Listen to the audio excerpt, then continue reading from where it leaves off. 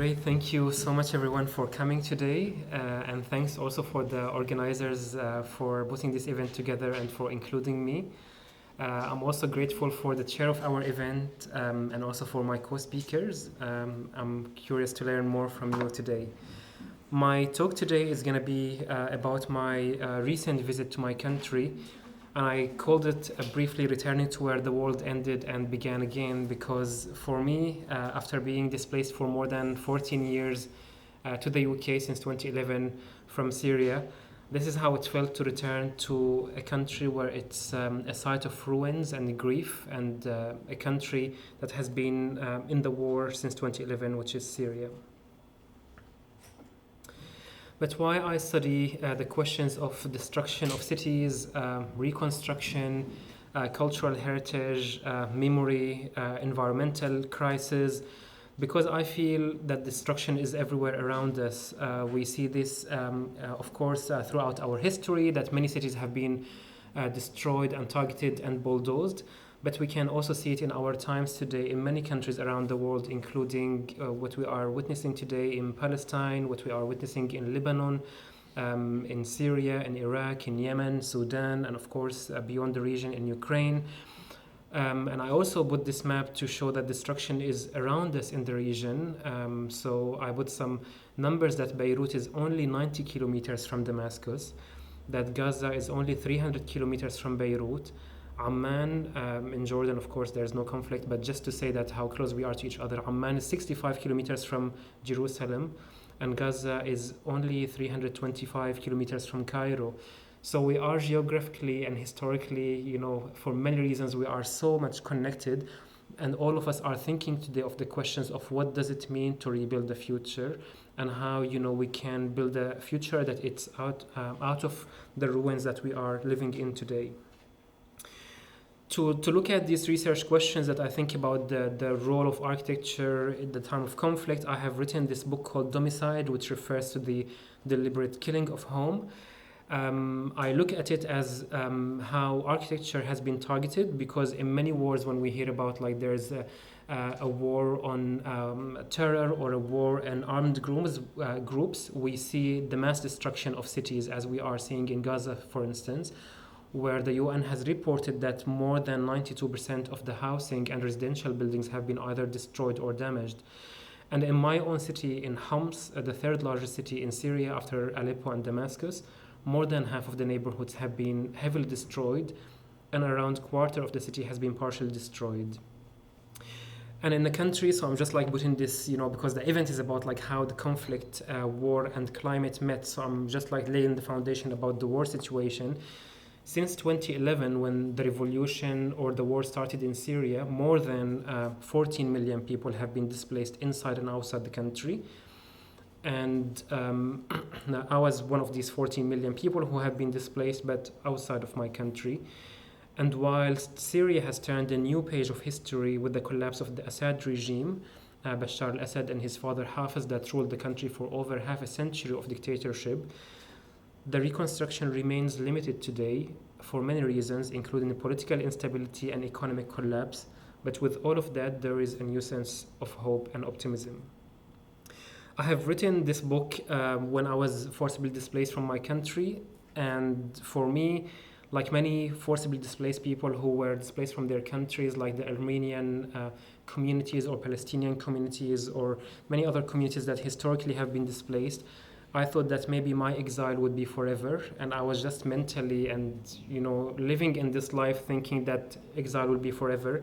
But suddenly this forever has collapsed with the collapse of the Assad regime, and exile was no longer forever. So that was one of the photos that it was taken of me when I returned in March and April this year after 14 years of displacement, holding the book in my hands in one of the ruins homes, which is about destruction. And it was just a roller coaster of emotions to witness, the stories of grief and suffering, where people are living in extreme living conditions inside the country, but also to see the sense of hope that is emerging now. You would hear people who lost their homes and lost family members, people who lost part of their bodies under torture in the torture sites that the government has imposed on many civilians. and you hear stories of great poverty and great loss everywhere around you, because 9 out of 10 people live in extreme poverty, or like under the poverty line. And just to give an example, for instance, an academic who is teaching at the local university, the government university, would be earning $120 per month. So you really go to a place where you feel the world has ended there, when you see entire neighborhoods have been destroyed and ruined. At the same time, you still see that there is life happening and people still hold themselves together in dignity and respect.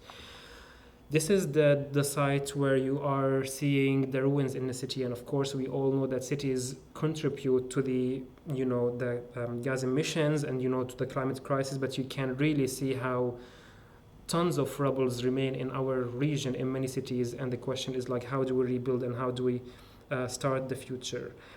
In my book, I was really very much interested in humanizing and personalizing the suffering of millions of people, because very often we hear about statistics and about numbers when we read UN reports or when we read about the news articles about any city that went through conflicts.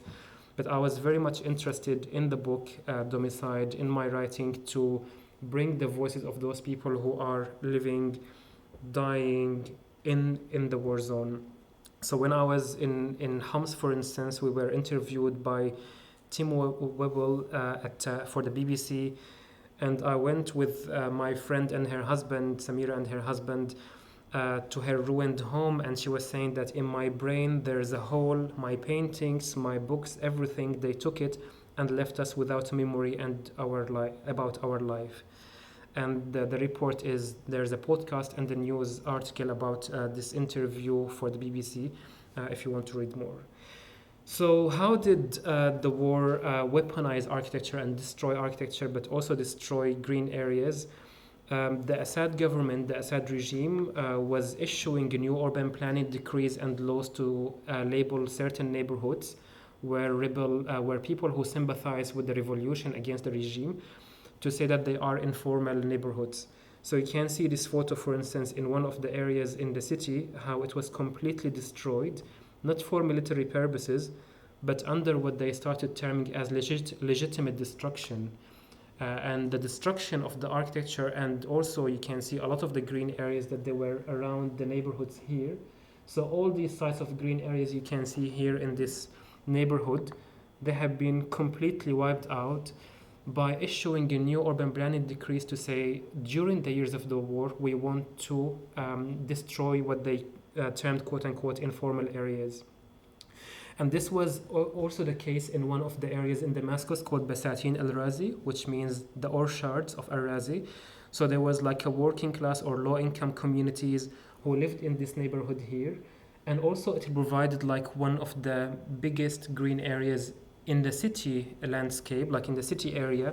So all these orchards here that they were inside Damascus, so it was described by many people as the lung of Damascus, that the Assad government also targeted this community because they were supportive of the revolution and many protests happened there.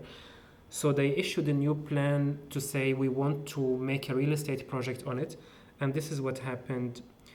They took this neighborhood here, Basatin al-Razi, you can see it in 2014 as like a massive part of the city, and they completely wiped out the neighborhood, including the housing there for the low income and the working class communities, but also the green areas that they were relying on for their livelihoods and for their incomes, but also to provide food and for the city itself. And they started marketing this place that they gave it a new name called the Maruta City.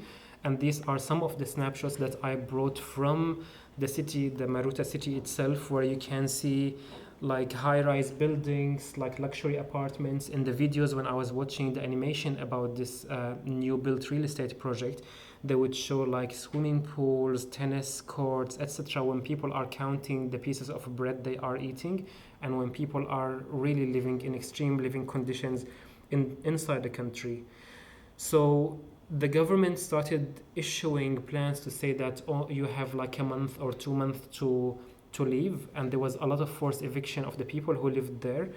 So there was a lot of human rights issues that emerged from this. So here you can see how really, the war and the architecture weaponization and human rights, they all meet with each other. And I was only able to go there in March and April, where you can see that that green area that was on the map is completely deserted now, and how you can see almost like a site of construction that was given the priority for real estate projects. And in somehow, we hear about these concepts of like cities for people, not for profit, but in somehow it really felt like a city for profit, not for the people. And here's just like a quick video from this site, which I visited, and you can see that how it became as a construction site. This all land was a land for working communities who are working in the green area of the city, and how the priority has become for the real estate projects, and how this really impacted on the climate of the city, and on erasing a huge part of the green areas in Damascus. So now, after the collapse of the Assad regime, there is a project to resist this movement, to resist this project, and many people are organizing themselves to say, can we undo what has been done, and can we stop this project? So I have found this community that has more than 2,000 members in it on social media, who are trying to stop this project and see, can people who were living there return again or not, and what change could be happening there. Now, I just want to say that that many authors, which I don't agree with, have claimed that the Syrian war and revolution has been triggered or has started for climate change, and I don't agree with that. And many Syrians don't agree with that, because it was a revolution against dictatorship. But what I want to say is that these two forces, the climate change and the war, happen at the same time, and they interlink with each other, and they enter each other. And that's why many academics like Marwa Dawoodi, for instance, she wrote about the origins of the Syrian conflict. And also we can see a lot of reports to talk about the triple crisis, not only environmental challenges, earthquakes that happened in 2023, but also humanitarian crisis. So all of this happened together, like when 500,000 people were killed in the last 14 years, and then the earthquake happens, where like hundreds and thousands of people would be killed. And therefore you can see that in climate chaos that meets the war, for instance, just giving some examples of how these two happen at the same time, 2/3 of the water facilities have been damaged since 2011, which impacted water system, an emergency response to water shortages, and exposed families to disease outbreak, and pushed people to use unsafe water to survive. In my home, in my visit, every day we wake up, we have to fill our water bottles every day, because we don't have water all the time. We don't have electricity all the time, so even when we cook food, we cannot keep it, for more than 2 days, because the fridge electricity goes on and off all the day. And also, I want to say that there's an impact on agriculture communities, breaking people's livelihoods and making it difficult to return to their homes and rebuild their lives. If there's a drought, for instance, to where people return to if they don't have any work to do in their fields and orchards. And also, there's an increasing dry weather, heat waves, and decreasing rainfalls impacting people's abilities to build lives. And this report that was published by the Reuters just a few weeks ago, it does acknowledge, the suffering of the farmers who are worried for not being able to support their families during droughts. And it does acknowledge that the Syria's agriculture sector has been severely damaged by the fighting and the heavy bombardment during the last years of war. But it also says, which I agree with, that now after the lifting of many of the Western sanctions on Syria, that potentially there is a hope for a different kind of future. And final points that to say that with the collapse of the Assad regime, there's a new sign of hope to build a different kind of tomorrow. But this should not only include thinking about the reconstruction as the material reconstruction of buildings and architecture, but also to think about how can we tackle climate change And what's the role of the designers and architects in doing so through climate investments, urban planning visions, and policies for cities that increases resilience and reduce emissions.